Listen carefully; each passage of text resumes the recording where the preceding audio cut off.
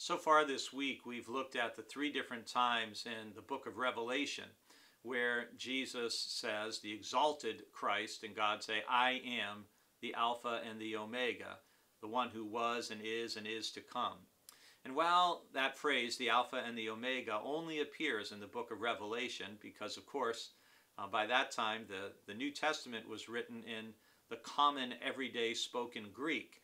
You wouldn't expect in the Hebrew Bible, you wouldn't expect God to say, I am the Alpha and the Omega, and use letters from the Greek alphabet. It's kind of funny if you think about it.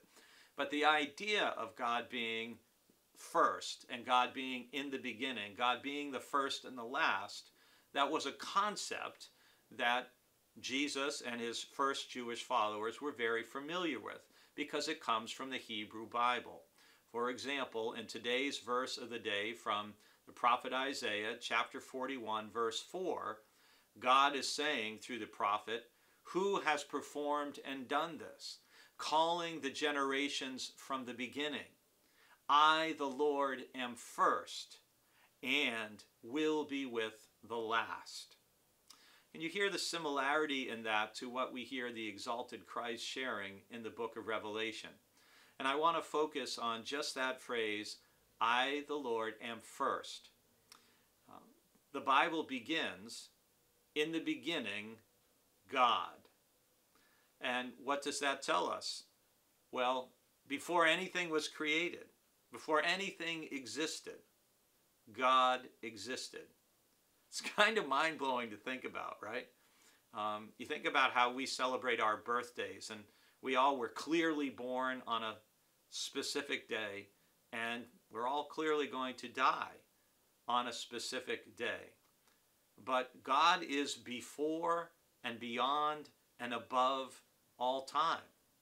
I, the Lord, am first, God says, even before the creation of the universe, millions and billions, even trillions of years ago. God existed. God's love, God's truth, God's wisdom, it existed. It just pre-existed everything. Sometime when you want to just blow your mind, go outside when it's a nice clear night sky and lay on a towel or sit in a chair and look up and just think about that for a little while. So God is first, before everything, before all things. And God says that I will be with the last. So God is going to be there at the end of all time, at the end of everything. God still will be.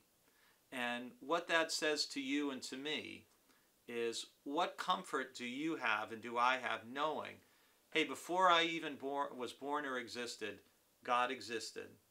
That I'm born to a God who knows my name and loves and cares for me, and at the end of my life and for all eternity, God will be there for me as well.